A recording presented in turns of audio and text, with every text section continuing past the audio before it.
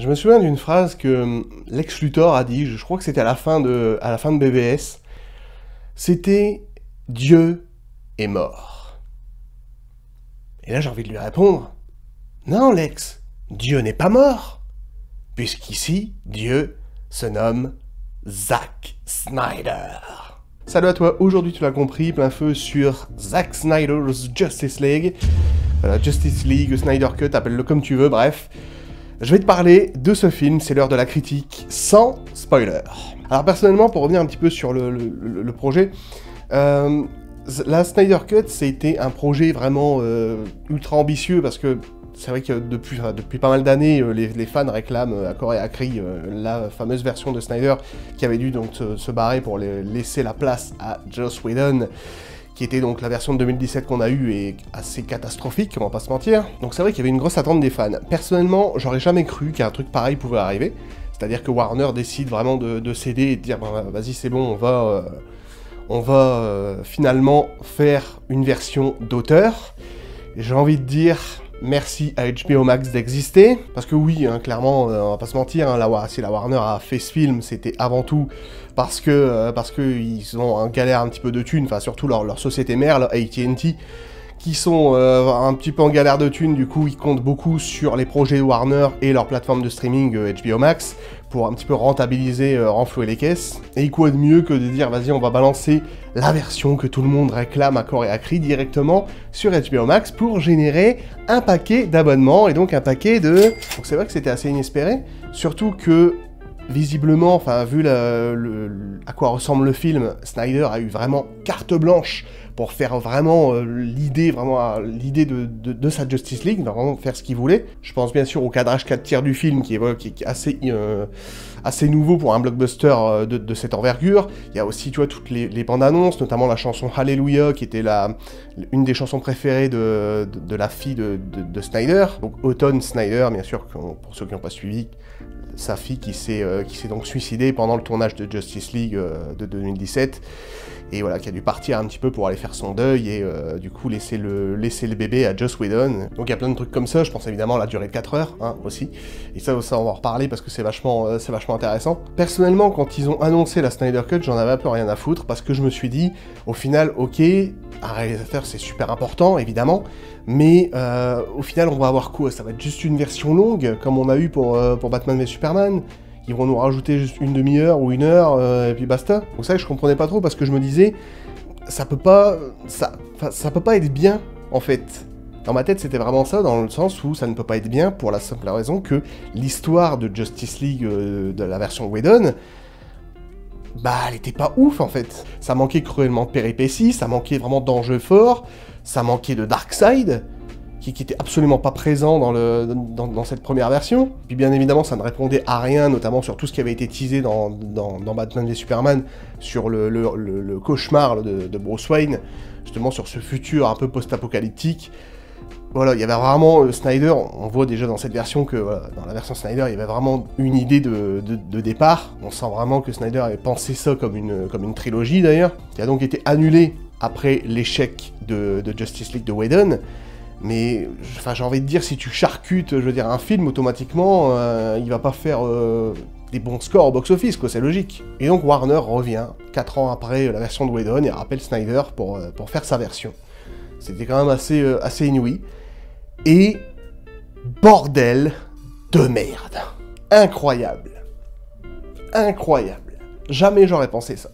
Jamais j'aurais pensé qu'on puisse faire un aussi bon film de divertissement avec...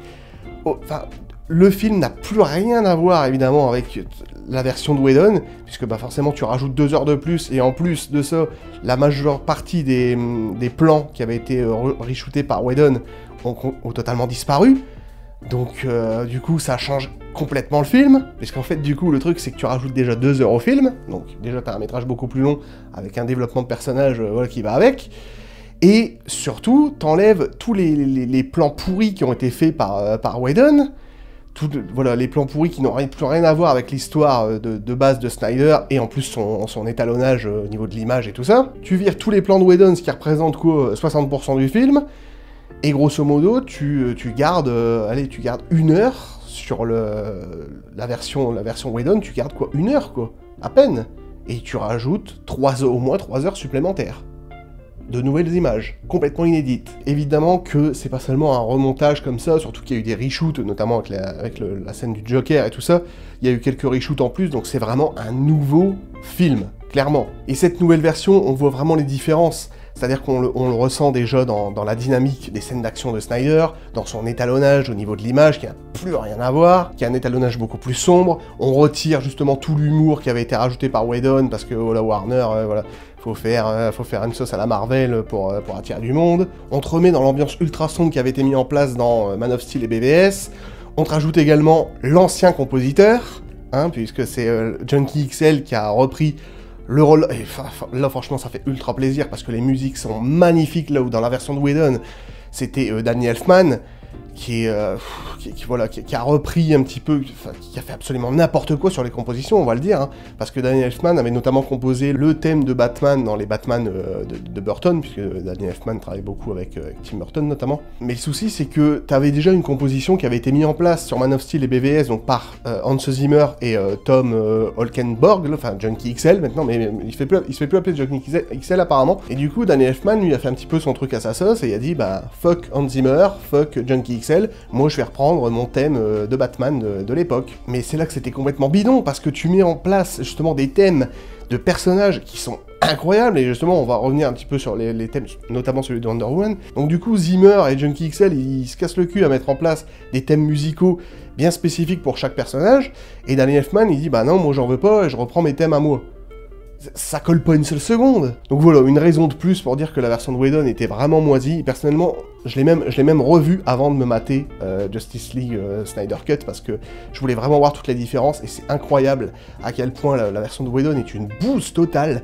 Mais vraiment, je crois que je la mets vraiment personnellement au niveau de la Suicide Squad, quoi, de David Ayer. Vraiment, c'est horrible, c'est un des pires films d'ici, Justice League version Whedon, c'est catastrophique. Et je comprends pas comment on peut réussir, enfin, comment, on le voit tout de suite qu'un réalisateur est super important, parce que, enfin, tu vois la différence, quoi. Tu passes vraiment d'un film d'ici complètement merdique à un des plus grands films d'ici qui ait jamais été fait, enfin... Enfin, moi, en tout, enfin, dans le DCU, bien sûr, je parle pas évidemment The Dark Knight ou Joker, ça n'a rien à voir, ça c'est un autre délire, ça en est encore bien plus au-dessus, mais ce que je veux dire, c'est que dans le DCU, on est vraiment, là, on a vraiment une bonne trilogie, quoi, Man of Steel, BVS et Snyder Cut, enfin, je trouve que c'est vraiment une très bonne trilogie. Donc voilà, et pour revenir sur le compositeur, automatiquement, Junkie XL, voilà, est revenu en solo, cette fois sans Hans Zimmer, mais il a au moins repris, voilà, les morceaux qu'il avait composés en collaboration avec Zimmer. Donc là, ça avait un sens. Il les a remixés et il t'a fait un truc absolument formidable. Surtout sur 4 heures de film, quoi. Donc il y a plus d'une 50aine de morceaux, hein, je crois, sur sa composition. Donc c'est assez énorme, quoi. Et les morceaux sont absolument formidables.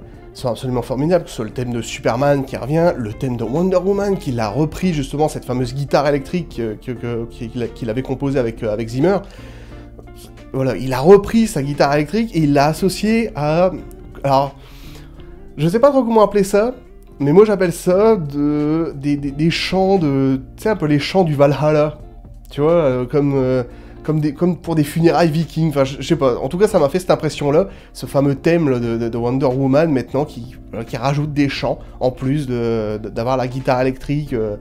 en intro, et ensuite, bam, tu passes sur des chants comme ça de Valkyrie, enfin, voilà, moi je le vois un petit peu comme ça dans ma tête, et évidemment c'est totalement cohérent, puisque si ça me fait penser à des Valkyries c'est un petit peu justement des princesses guerrières, ailées, je sais plus trop quoi, enfin c'est un truc comme ça, quoi, qui viennent rechercher, je crois, les morts sur les batailles de vikings, c'est un peu comme des anges, en fait, des anges guerrières, quoi, et du coup je trouve que c'est pas mal, parce que ça rappelle vraiment...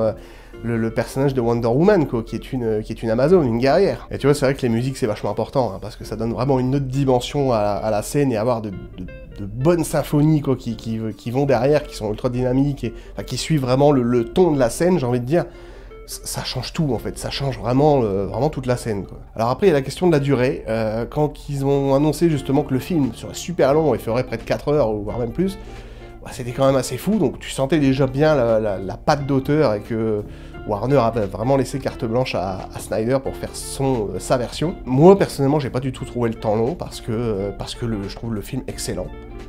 Donc franchement, je trouve que les scènes s'enchaînent incroyablement bien, c'est vraiment ouf de reprendre comme ça des scènes dans un film qui était aussi naze. Et enfin, c'était vraiment une catastrophe la version de Whedon. Il y avait vraiment des cuts, tout le combat, je me rappelle que dans la version de Whedon, par exemple, tout le combat final contre Steppenwolf, une fois qu'il était terminé, t'avais directement un cut sur nos héros, là, tu sais, le fameux cut de fin, là, et du coup, tu passais directement sur la fin des héros, et ça se terminait en 5 minutes, quoi. En 5 minutes, c'était bâclé. Là, la version de Snyder, c'est un autre délire, hein. Donc forcément, c'est vrai que rajouter comme ça de nombreuses heures, tu sens bien quand même la différence. Notamment, tous les personnages qui ont beaucoup plus de scènes, et notamment ceux qui ont été charcutés au montage, du coup, Flash et Cyborg, qui étaient vraiment les laissés pour compte du film, qui n'avaient aucun background, aucun pedigree, on savait rien d'eux, ils débarquent comme ça, tu pouvais pas du tout avoir d'empathie pour eux, alors que là, vraiment, ils sont très bien représentés. Flash, et notamment Cyborg, je trouve très touchant, enfin, il y a vraiment quelque chose, il y a vraiment quelque chose qui a évolué, là, du coup, vraiment, ça change tout, en fait. Ça change tout, parce que maintenant, tu peux vraiment te rattacher à ces personnages-là, qui étaient complètement insignifiants, et ils étaient pas intéressants quoi, dans la version de Whedon, et là, vraiment, ils ont leur propre histoire à eux, et ça, c'est grave cool. Donc c'est vrai que les musiques, l'étalonnage, beaucoup plus sombre, beaucoup plus, vraiment à ce que Snyder avait fait au départ, le fait de rajouter plus de temps pour bien prendre le temps de développer tes personnages, tu vois, rien que déjà ça change vraiment quasiment tout, quoi, en fait. Le fait que Snyder ait voulu opter pour un cadrage 4 tiers, alors ça, c'était assez particulier, mais personnellement, ça m'a pas dérangé. C'est vrai que je pense que ça a dû faire chier beaucoup de monde, parce que du coup, tu retires un petit peu le grandiose, tu vois, généralement, tu vois.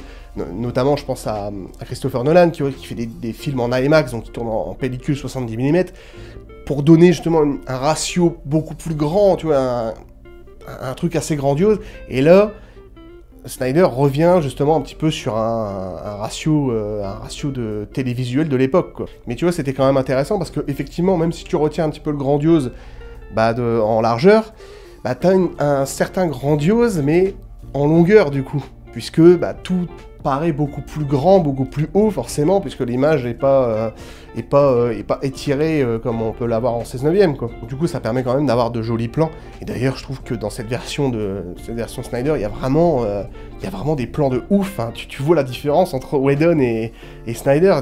Notamment, je pense à ce plan là de Superman quand il est dans l'espace, et qui se régénère justement au soleil, où tu vois la Terre comme ça en contrebas, et lui il cache le soleil, il y a des auras lumineuses qui sortent en fait, que nous en fait on voit, qui sortent un petit peu de son corps, et ça fait un peu comme un être divin. Enfin, je trouve qu'il y a vraiment une réflexion aussi sur ça, parce qu'il y a pas mal notamment dans BVS, qui était assez politisé et un peu religieux aussi, puisque tu avais ce fameux Superman qui est un être ultra puissant et qui fait penser justement à Dieu, quoi, du coup. Donc le voir comme ça, avec les bras grands ouverts, avec le soleil qui tape dessus et qui retranscrit un petit peu de quelques auréoles de lumière, tu vois, ça fait un petit peu penser à une divinité, quoi. Donc je trouve vraiment l'idée, non seulement le plan est beau, mais en plus l'idée, la symbolique derrière est intéressante. Je voulais aussi revenir sur la fin du film,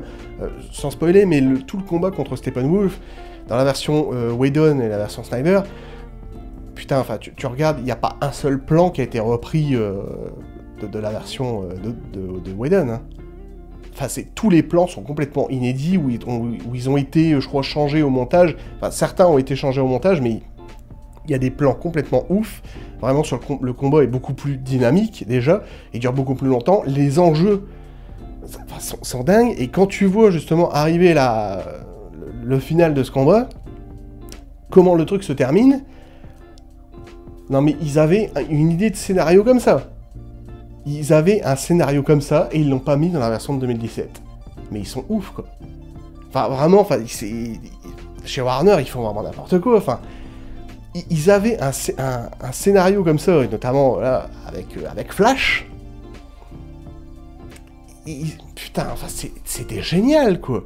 C'était du grandiose. t'avais l'impression d'être sur enfin, de regarder le combat à la fin de Avengers Infinity War, où tu sentais que Thanos, voilà, c'était le maître, et que ça allait être la fin de tout, quoi. Ils avaient justement des rushs comme ça, de se dire, bah voilà, il va se passer ça à la fin, ça va donner des enjeux ultra dramatiques au truc, et ils le mettent pas dans la version de 2017, je comprends pas.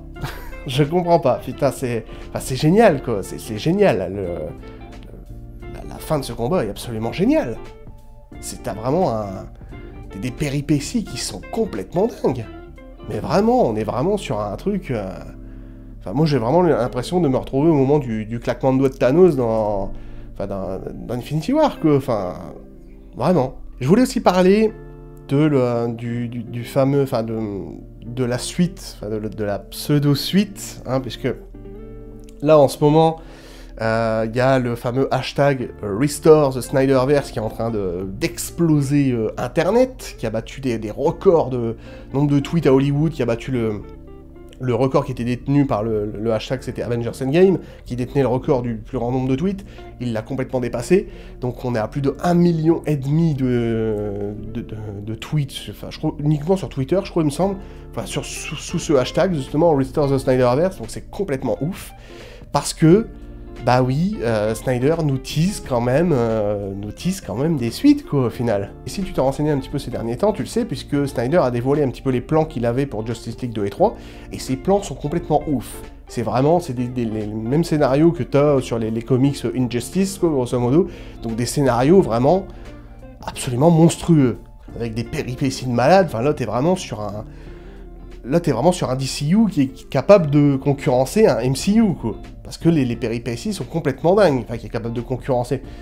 Je dirais que moi, en termes de qualité, personnellement, je préfère largement ce que fait DC à Marvel, mais le fait est que, je veux dire, en termes de péripéties complètement épiques, c'est Marvel qui a notamment dominé, bah, avec ses 2 derniers Avengers, quoi, parce qu'avec Thanos et le claquement de dos et tout, enfin, tu pouvais pas faire mieux. Et là, si, en fait. Et je pense notamment à Darkseid. Ma parole, mais faites un film sur Darkseid, quoi. Faites un spin-off sur Apocalypse, faites des suites à cette Snyder Cut, quoi, s'il vous plaît, quoi, parce que là, enfin,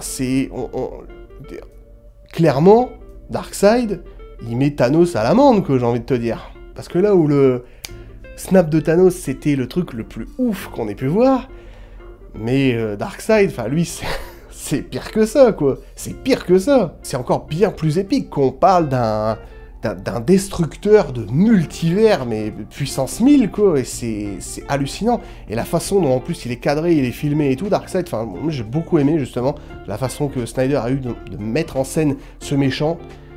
T'as vraiment l'impression de voir Dark Vador, quoi. T'as vraiment l'impression de voir... de voir quand même Thanos, quand il a débarqué dans le MCU, t'as vraiment l'impression d'avoir un putain de bad guy, mais invincible, quoi. Et rien que pour ça, putain, qu'est-ce que j'aimerais voir des suites. Parce que ça, c'est un putain de méchant qui va, je pense, rester dans l'histoire. Mais il lui faudrait beaucoup plus de scènes. Limite, il faudrait faire un Justice League qui soit un petit peu comme Infinity War, c'est-à-dire un peu centré, justement, sur ce personnage-là, sur Darkseid. Ça serait super intéressant, quoi. Ou même faire un spin-off sur sa jeunesse, ou sur... l'idée sur... Alors, je sais qu'il travaille, que Warner, normalement, travaille sur un film que on n'entend plus du tout parler, qui est New Gods, qui, normalement, est censé être un peu une sorte de spin-off sur enfin, pas vraiment sur Darkseid, mais en tout cas sur les dieux, en fait, du multivers du DC Universe, quoi, grosso modo. Et normalement, Darkseid est prévu dans ce film. Il doit être présent.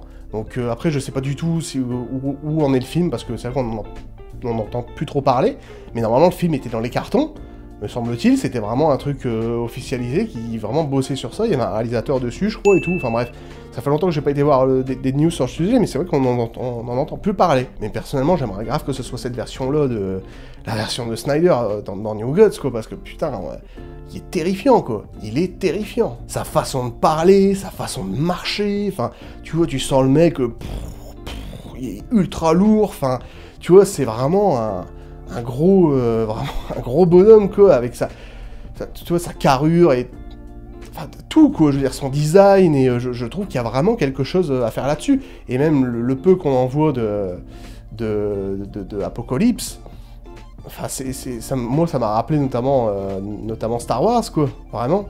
C'est vraiment un peu des plans comme ça, des architectures absolument grandioses, enfin, putain, j'aimerais trop voir un film là-dessus, quoi, ça serait génial. Mais bon, personnellement, si déjà ils nous font une suite à ce film-là, ce que j'espère, parce que là, on sent vraiment qu'il y a un peu du teasing sur la suite, et l'histoire que vraiment Snyder a eu en tête depuis le début est complètement ouf. Voilà, je pense qu'on est nombreux à penser que ce film mérite clairement une suite, parce qu'on peut pas vraiment nous teaser ce qu'on nous tease vraiment à la fin de ce métrage, et dire bon bah voilà, c'est bon, c'est fini, on arrête le DCU, surtout que Warner continue avec Flash, continue avec Jason Momoa, Aquaman, avec Wonder Woman et tout, enfin voilà, il continue avec ces personnages-là, et du coup il reboot Batman, il reboot Superman, parce que paraît-il qu'ils sont en train de bosser sur un nouveau Superman.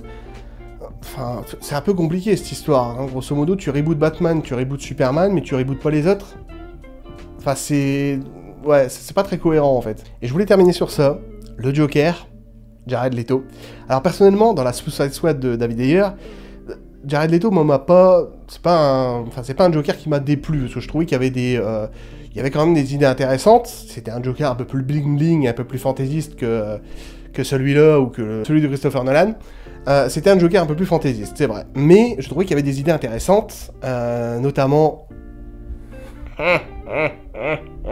voilà, ces tatouages, justement, voilà, je trouvais qu'il y avait vraiment des idées intéressantes. Concernant son jeu d'acteur, je trouvais qu'il le surjouait peut-être un peu, parce que c'était vraiment...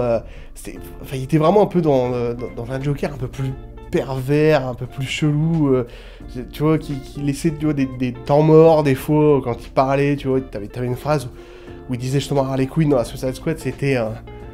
What do you live for me? Voilà, grosso modo, c'était à peu près une imitation comme ça. Il y avait une phrase comme ça, je me souviens, j'adore son... Enfin, je trouve ça intéressant. Même si c'est un peu surjoué, tu vois, laisser le temps mort comme ça, tu sens que c'est un peu plus... Enfin, c'est vraiment très cinématographique, quoi, tu vois, t'es pas sur un Joker ultra réaliste. Donc forcément, mais je trouvais quand même que sa façon de jouer était intéressante. Et du coup, il est quand même un peu plus mis en valeur ici dans la Snyder Cut, même en temps de présence, parce que enfin, j'ai l'impression qu'il y a vraiment plus de temps de présence dans la Snyder Cut que dans la Suicide Squad.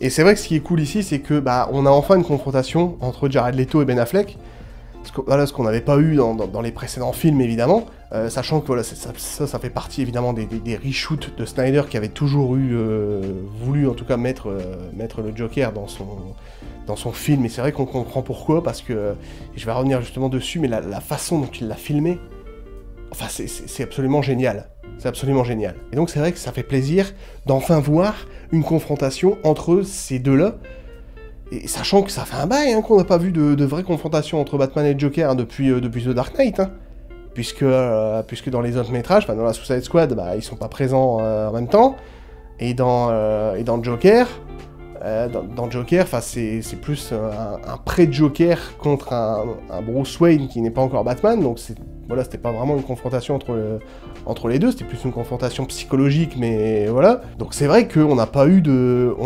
vraie confrontation entre un Joker et un Batman à Hollywood, dans le DC Universe, depuis